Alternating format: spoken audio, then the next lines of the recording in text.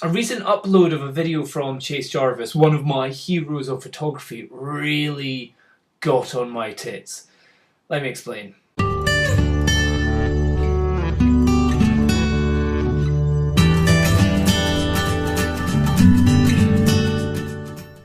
If you go onto Chase Jarvis's page on YouTube, I'll put the link to the specific video in question here. He's out in Iceland and he's testing out the DJI Phantom. I think it's just the Phantom one, and he decides to try it with the Sony RX100 Mark II, which I've just checked is around about a £550 camera. The reason why I wanted to use that one is because it had image stabilization and I thought it'd be quite good. It's a little bit heavier than the GoPro, but the helicopter or the quadcopter seemed to be able to pick it up. And let's just have a little listen here. What's going on here is we've got this camera and it's got a really simple setting in there that says connect to smartphone. So he's working with a connection with his iPad and using the camera connection going on there. However, there's an interference issue, as you'll see in the video. It seems to be working fine at the start, but then an issue kind of goes on.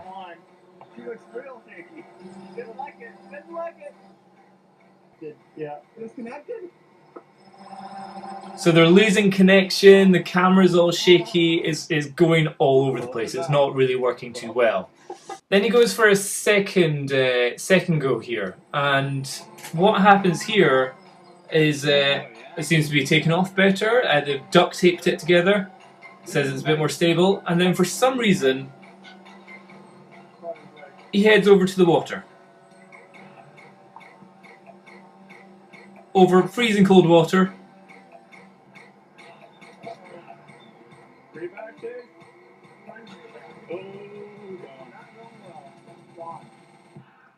And splashdown. It totally. So even though, you know, like all of that, I'm like, oh man, what a loss. Oh, that would have been so cool. And from this point here, I'm just saying, oh, bummer, dude. That's not cool. So they didn't get any footage or any photos, is what it seems like they didn't get. No change, nothing. Okay, so this is a bit which really gets me here. So he's just explaining kind of what's going on here, and then he says, remarkable shot. The cost, while it was really, really significant, we're fully insured. That doesn't make it okay. It really boom, there.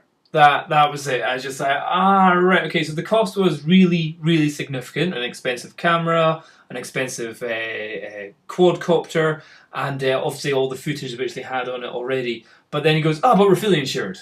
And I was just like, oh, is that why my insurance for my photography kit is as high as what it is? I was just recently doing my tax returns and I was just checking that my home insurance for my whole house and all the contents is £159 a year. My life insurance isn't even as much as that. However, my camera insurance for only £5,000 worth of gear at any one point is £180 a year.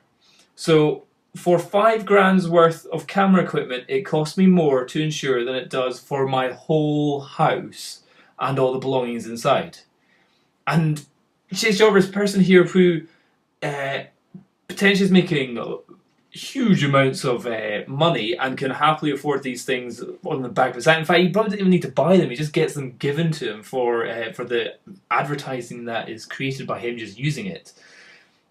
And yet, if he's claiming this on insurance, if I was an insurance company, I'd be going, wait a minute, you tested it, it didn't work, you tested it again, and you flew over an area where it would be destroyed if it didn't work.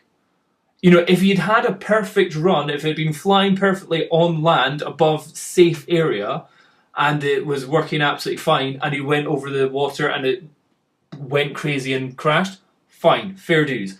But if you know already that it's acting up, you're losing connection, you're not getting what you're wanting to get whenever you're doing it in a safe area over land, and then you kind of go, oh, I'm going to take it over to an iceberg, or just over to some freezing cold water, and then it crashes. That's something which, if I was an insurance company, I'd be going, no, mate, That's just that was a stupid thing to do. That's not something like insurance. Yeah, if somebody steals something from you, or if it falls out your bag, or if you get hit by lightning, or if you're in a burning building, all that kind of stuff. But if you're just kind of throwing your toys out over water and then all of a sudden they fall in the water and then that's them broken, I don't think the insurance should really be covering you for that.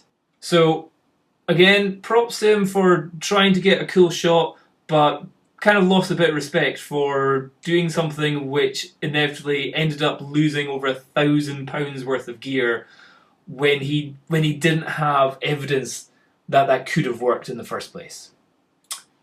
No good move. Bye bye.